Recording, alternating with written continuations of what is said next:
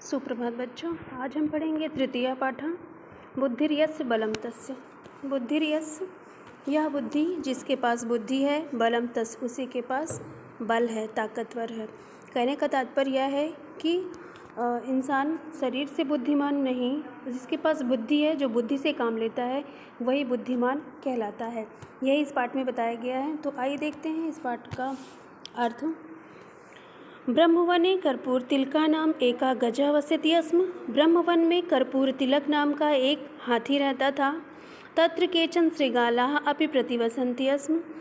तत्र वहाँ पर केचन कुछ श्रृगाल सियार भी प्रतिवसन्ति स्म रहते थे।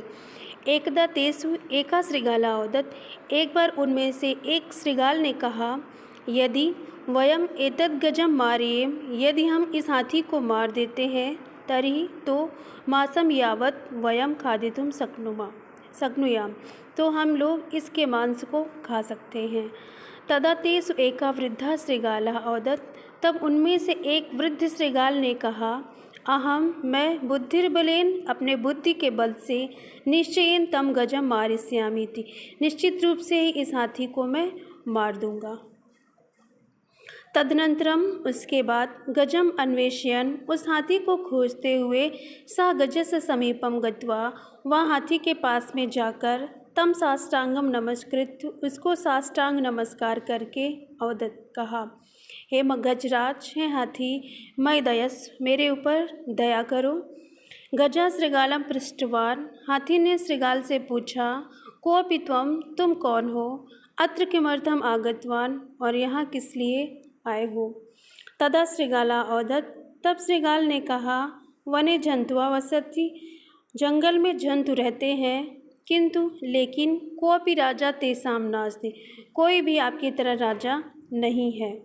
ते राजानं बिना जीवितुं न शक्नुवन्ति, हम सब आपकी राजा के बिना, वे सब राजा के बिना जीवित नहीं रह सकते हैं।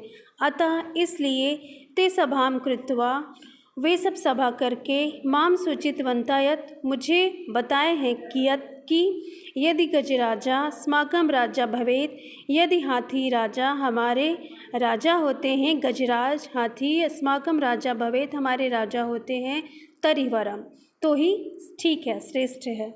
अहम तेषाम् एव संदेशः नीत्वा, मैं उनका ही यह संदेश लेकर अत्र आगतो अस्मि, यहाँ पर आया हूँ। ठीक, आगे देखते हैं। कर्पूर तिलका एतत् श्रुत्वा, कर्पूर तिलक यह सुनकर प्रसन्ना, बहुत खुश हो गया।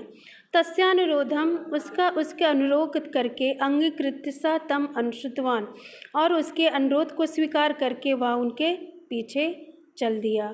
तस्य अनुरोधम, उसके अनुरोध को, उसकी प्रार्थना को अंगीकृत्य वह स्वीकार करके वह हाथी तम अनुश्रुतवान, उसके पीछे चल दिया। स चतुरा श्रृगाला, वह चतुर श्रृगाल, तम कर्पूर तिलकम, उस कर्पूर तिलक को, एकस्य गर्तस्य समीपम अनयत्, एक गड्ढे के पास में ले आया। तस्मिन् गर्ते पंकः आसीत्, उस क्या था? पंके आसीत्, उस तस्मिन् गर्ते, उस गड्ढे में, पंका आसीत्, कीचड़ था। सह गजः तस्मिन् गर्ते अपतत, और वह हाथी उसी गड्ढे में अपतत, गिर गया।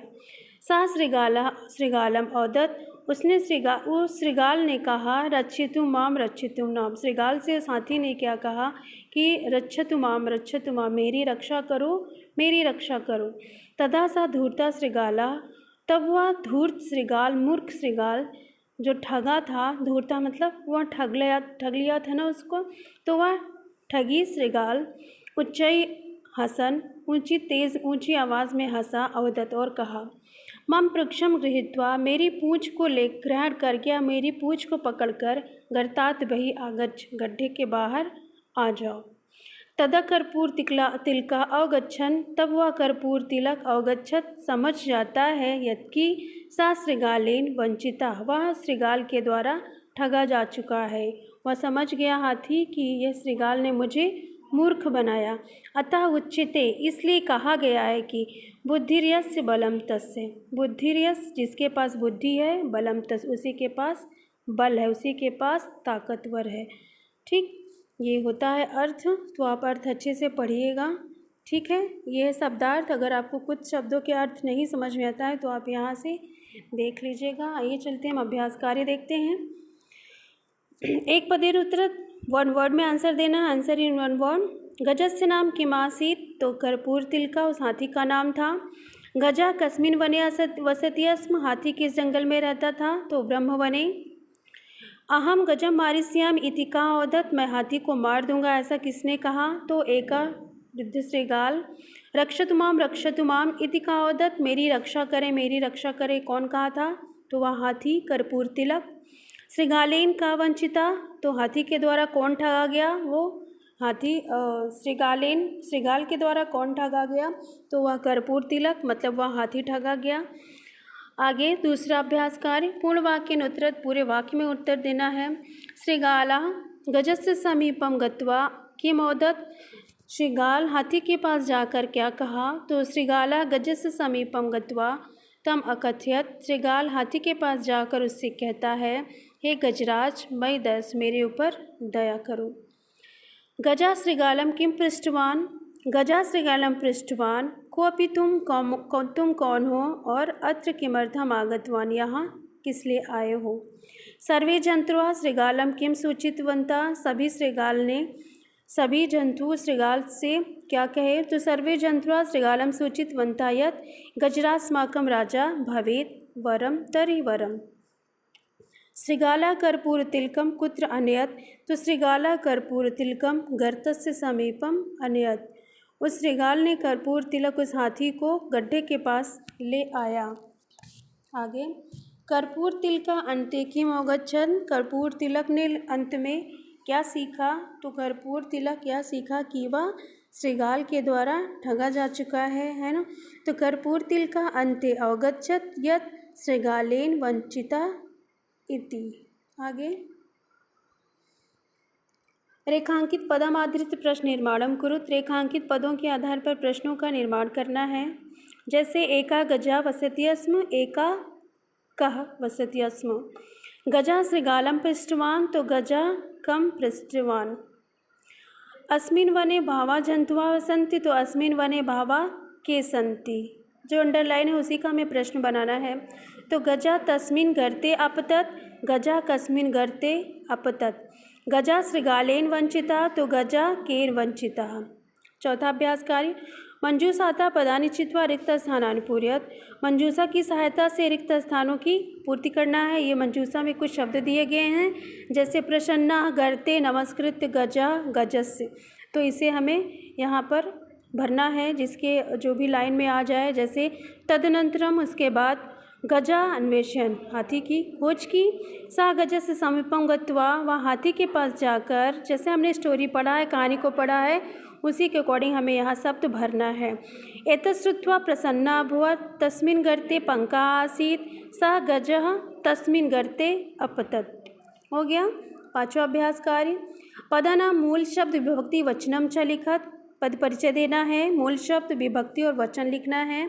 उदाहरण के लिए जैसे एक लिखा हुआ है ये, वैसे श्रीगाला मूल शब्द श्रीगाल प्रथमा विभक्ति बहुवचन, सभाम है तो सभा मूल शब्द द्वितीय विभक्ति एक वचनम, तेषाम है तो तत्मूल शब्द षष्ठी विभक्ति का बहुवचन, गर्ते है तो गर्त मूल शब्द सप्तमी विभक्ति का एक वचन, गर्तात है तो गर्त मूल शब्द पंचमी विभक्ति का एक वचन। आइए देखते हैं आगे। प्रकृत प्रत्यय विभागम कुरुत, प्रकृत प्रत्यय विभाग करना है। खादितुम है तो इसमें प्रत्यय अलग करना है और धातु रूप अलग करना है। जैसे खादितुम है तो खादधन्तुमुन, गृहीत्वा है तो गृहधन्तुमुन, श्रुत्वा है तो श्रोधन्तुमुन, गत्वा है तो गमधन कत्वा, कृत्वा है तो कृधन कत्वा, नीत्वा है तो निधन कत्वा। ये हो गया छठा अभ्यास कार्य। सातवां देखते हैं।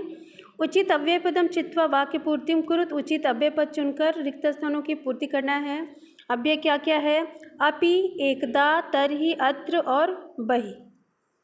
देखिए जो सुटेबल होगा उसी में भरेगा। जैसे एकदा तेषु एका श्रीगाला वदत्, श्रीगाला अपि प्रतिवसन्ति स्म, अत्र किमर्थम आगतवान्, सः प्रेक्षं गृहीत्वा गर्तात् बहिः आगच्छत्, यदि गजराजा अस्माकं राजा भवेत् तर्हि वरम। ये हो गया छठा अभ्यास। सातवां अभ्यास कार्य। आठवां देखते हैं। अधोलिखित पदानां तेषां अर्थैः सह मेलनं कुरुत। निम्नलिखित पदों का उनके अर्थों के साथ मिलान करना है।